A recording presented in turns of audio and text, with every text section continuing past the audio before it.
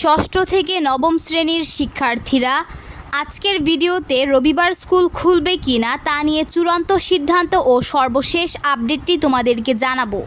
অনেকেই বলছে 28 জুলাই রবিবার স্কুল খোলা হবে।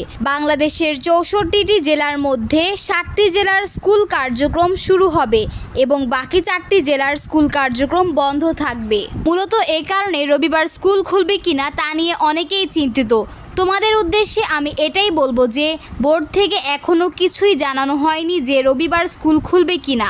শিক্ষামন্ত্রী বলেছেন এখনও স্কুল খোলার পরিস্থিতি হয়নি।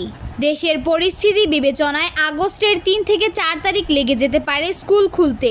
এছাড়াও পরিস্থিতি যদি ভালো না হয়ে আরও বিগড়ে যায় তবে আরও বন্ধ নিশ্চিত রয়েছে।